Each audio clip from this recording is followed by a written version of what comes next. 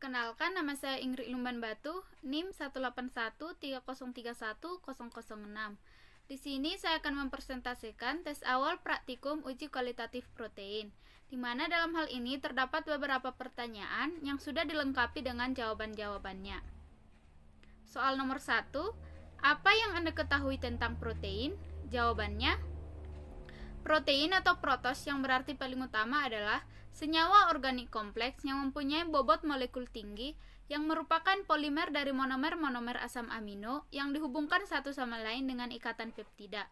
Makna yang paling utama protein adalah karena protein merupakan bagian paling penting dalam kehidupan.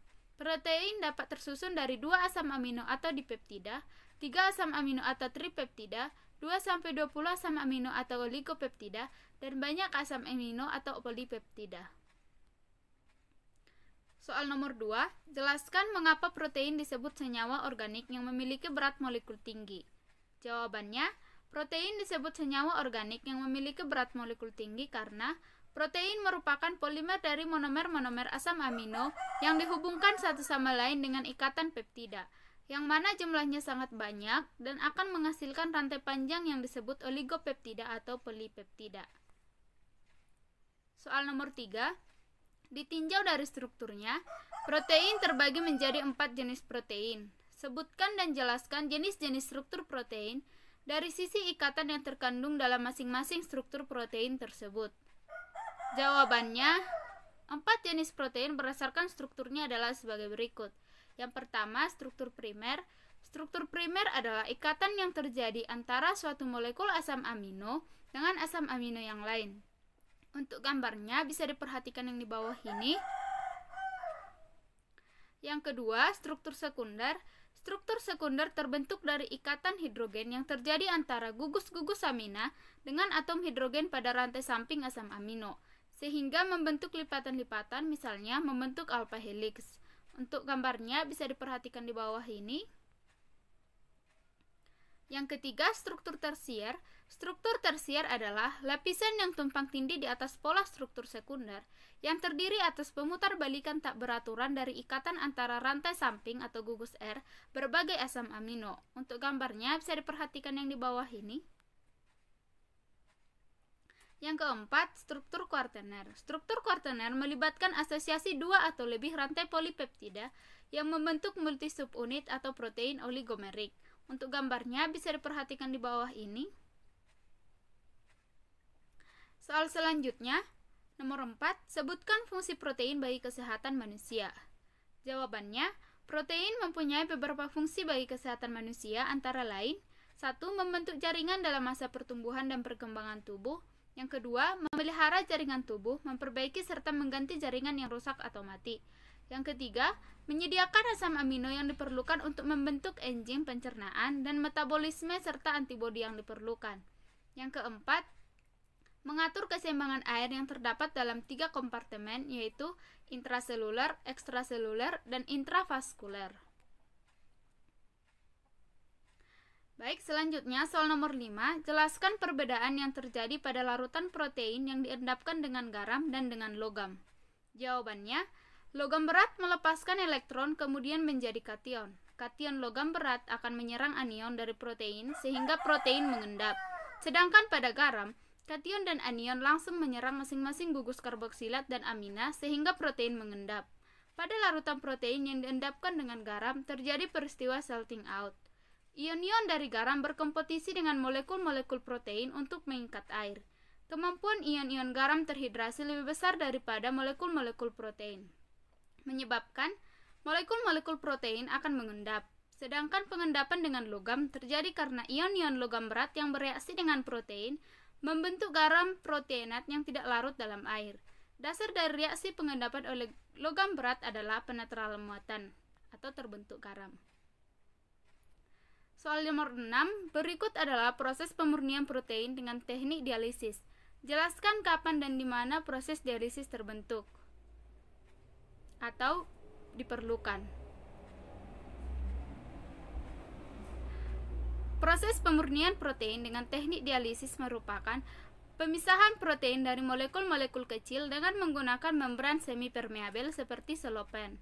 Proses dialisis dilakukan ketika dalam satu protein terkandung molekul-molekul kecil atau garam, seperti amonium sulfat, maka dihilangkan sebelum dilanjutkan pada proses pemurnian berikutnya atau pada tahap akhir pemurnian. Soal yang ketujuh, jelaskan prinsip uji Biuret pada percobaan kualitatif larutan protein. Jawabannya, uji Biuret digunakan untuk membuktikan adanya ikatan peptida dari protein.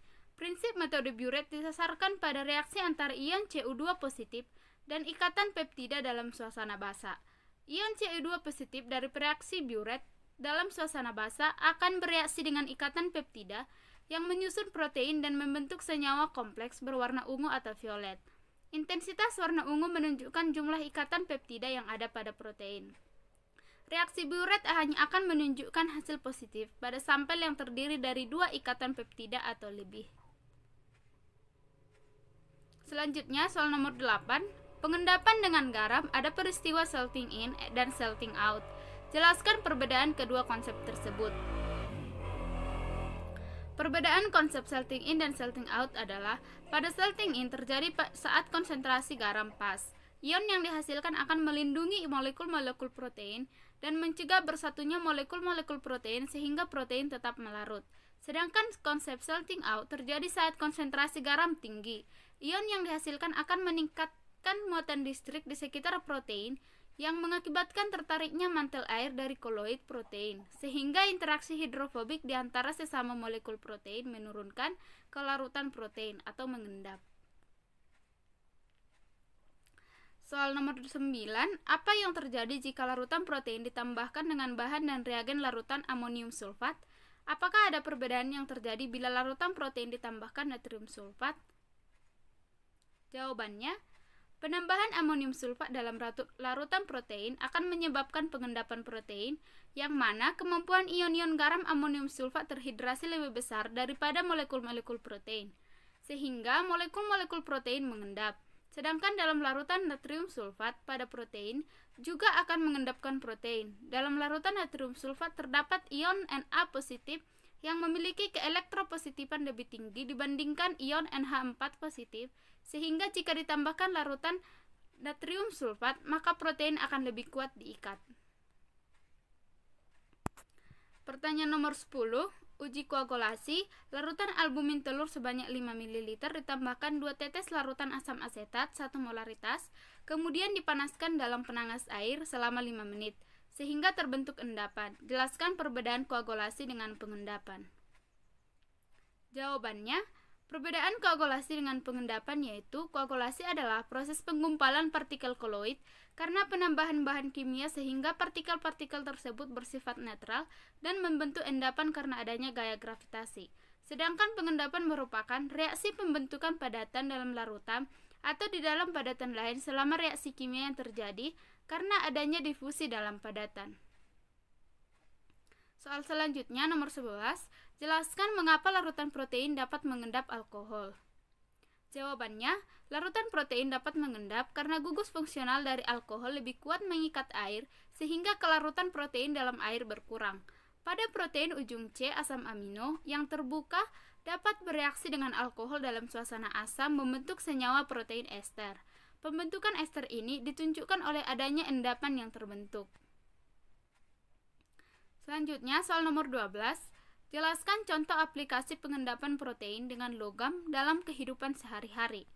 Jawabannya, protein rambut yang terdiri dari asam amino yang mengandung sulfur tinggi membentuk jembatan disulfida antara asam amino yang menentukan bentuk rambut. Rambut yang diubah bentuknya, maka protein akan terdenaturasi akibat panas dari alat pengubahan bentuk rambut. Dengan penambahan reduktor atau alat catok, maka akan terputus jembatan disulfida dan menghasilkan bentuk rambut yang baru. Selanjutnya nomor 13, jelaskan contoh aplikasi pengendapan protein dengan garam dalam kehidupan sehari-hari. Jawabannya, contoh aplikasi pengendapan protein dengan garam dalam kehidupan sehari-hari adalah pembuatan tahu. Soal nomor 14, apakah jenis pengendapan yang digunakan pada proses pembuatan tahu lombok? Jawabannya, jenis pengendapan yang digunakan pada proses pembuatan tahu lombok adalah pengendapan protein dengan garam. Lebih tepatnya, mengendapkan mengendapkan menggunakan batu lombok atau semacam senyawa yang mengandung kalsium. Soal terakhir nomor 15. Jelaskan temuan percobaan optimasi pengendapan albumin dengan variasi suhu, pH, dan konsentrasi etanol dalam plasma darah melalui metode simple lattice design. Jawabannya, kemurnian dan perolehan albumin dapat dipengaruhi oleh berbagai parameter diantaranya suhu, pH, dan konsentrasi etanol. Pada penelitian ini dilakukan proses optimasi menggunakan metode simple lattice design agar diperoleh komposisi variasi parameter yang optimal dari 7. Komposisi variasi parameter untuk mendapatkan albumin dengan kadar yang cukup tinggi. Albumin dipisahkan berdasarkan metode fraksinasi etanol melalui perbedaan kelarutan protein dalam plasma. Berdasarkan uji ANAVA ke-7, komposisi variasi parameter yang dibuat menunjukkan perbedaan yang nyata dengan P sama dengan 0,0282 atau dengan kata lain lebih kecil dari 0,05 dan F hitung lebih besar dari F tabel. Hasil evaluasi menunjukkan bahwa komposisi formula kelima menunjukkan respon albumin optimal dengan parameter suhu minus 10 derajat Celcius, pH 4,8, dan konsentrasi etanol 40%. Kadar albumin yang diperoleh dengan komposisi tersebut yaitu 53,59 mikrogram. Baik, sekian presentasi saya mengenai tes awal uji kualitatif protein. Apabila ada kesalahan jawaban ataupun kesalahan pembacaan, saya mohon maaf. Akhir kata, saya ucapkan terima kasih.